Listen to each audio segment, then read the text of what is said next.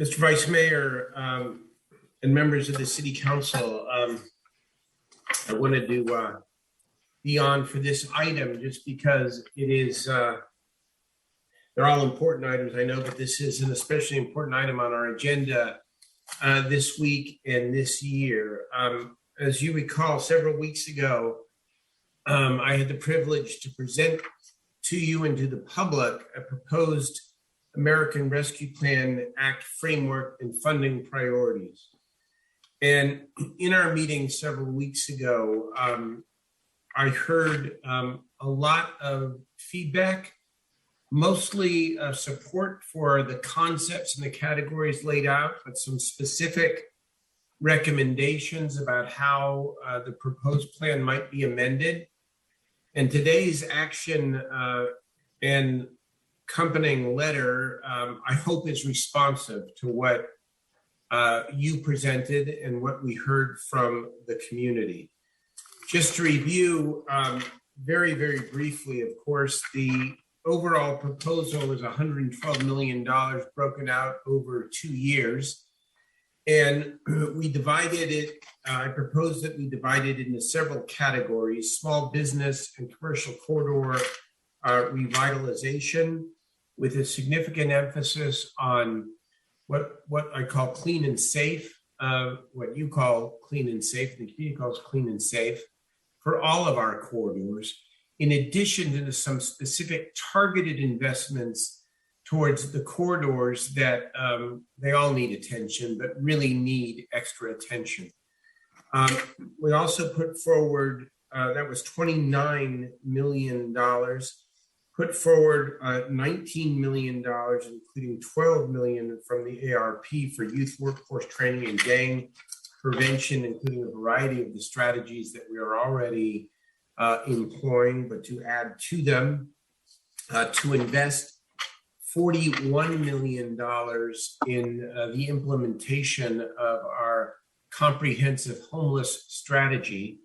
That $41 million combined with other state and federal resources we are receiving will allow us to put $100 million on the table as we continue very productive conversations with our county partners to endeavor to get thousands of people off the streets and into a better place. I also suggested $10 million for our emerging and vital creative economy with a focus on diversity. And then, of course, we suggested that we set aside $20 million plus an additional $5 million borrowed from our housing trust fund so that we could, as I say in the letter, value our city employees and address organizational needs. And so the framework was received positively, but there were some, as I said, good suggestions. And so today's proposal seeks to make the following changes. And I hope that we might have a discussion, of course, and a vote today so that we can begin to get this money out. I suggest that instead of $5 million to go generically in a competitive way to a variety of other commercial corridors, that instead we take $5 million and we set it aside specifically for the Northgate Boulevard commercial corridor.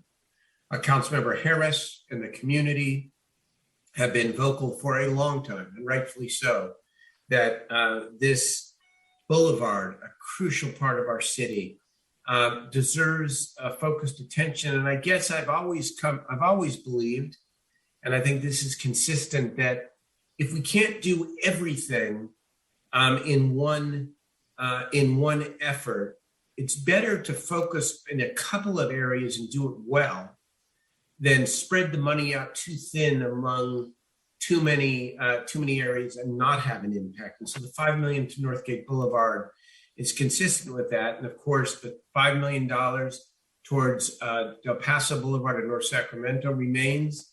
The $5 million towards Old Sacramento and the downtown additional money remains as well. I also suggest that we put an additional $500,000 for childcare services, bringing the overall total to $1.5 million.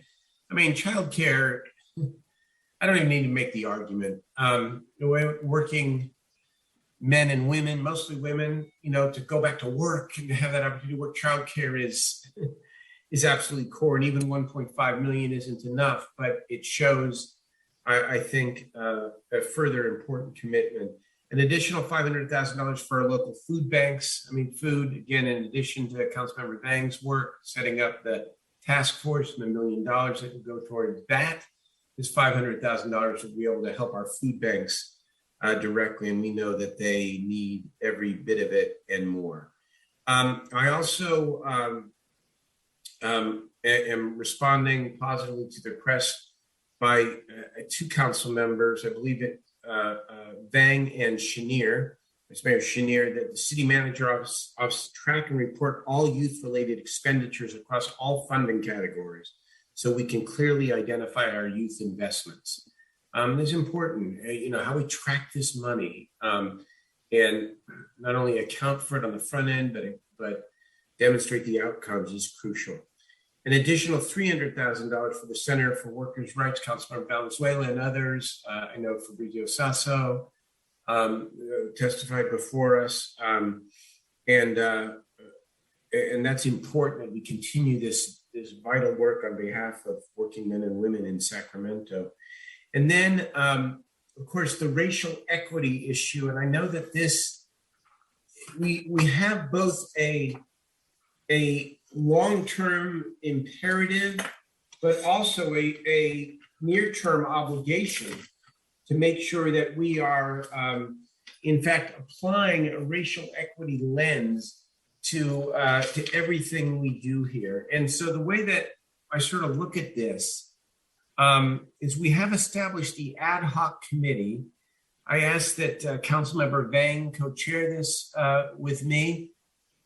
She can actually have the gavel, but that we work together, and my Chief of Staff, Kelly Rivas, in the lead as well, together with Council Members Guetta and Vice Mayor Chenier. The racial equity ad hoc will help ensure that we'll oversee our ARP expenditures to ensure that we are focusing on racial equity as the categorical allocations become specific allocations for programs and providers.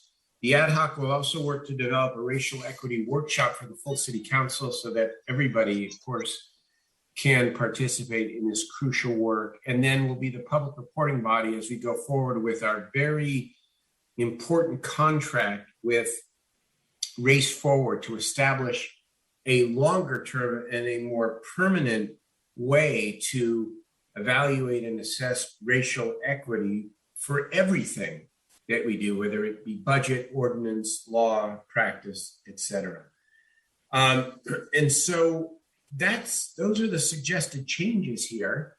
And I think we've gotten pretty good at this through CARES and now through the ARP. The council, I said this before, I just want to add this because it's so important to me. We are redefining the core priorities of our city. We're not replacing the core priorities. We're not saying no more public safety. That's not what we're saying. Or no more basic services. That's not what we're saying. We're saying that will always be core and fundamental. But we are saying forevermore, when this city does budgets, when this city has opportunities to invest one-time monies, that our core priorities include the community, include our neighborhoods, include our disadvantaged community, include workforce, include youth, include small business, include affordable housing and homelessness, include the creative economy. That's what's significant about this. And and it builds upon CARES, it builds upon Measure U, and it will continue our momentum going forward. I do want to say that there will be a lot of individual decisions to be made, and I know our staff will, like they did with CARES, make significant recommendations to us on all these fronts.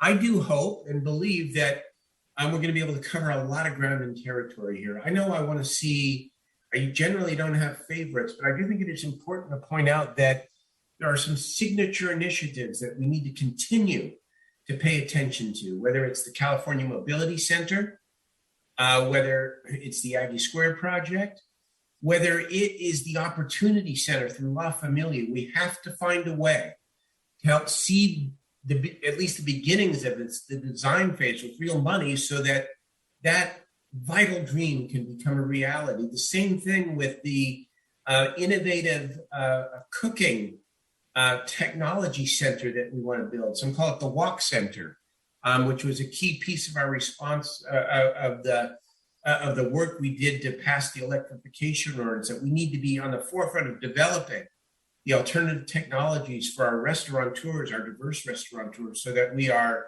helping make sure that electrification is a success, not only for our climate, but for our economy and our workforce as well.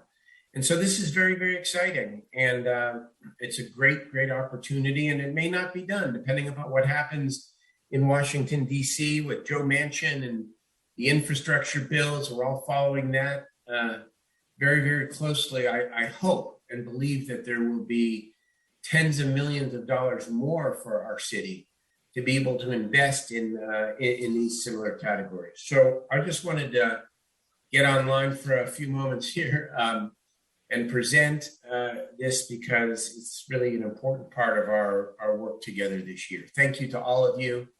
Thank you to the community. Thank you to the city staff. And I hope we can go forward here today.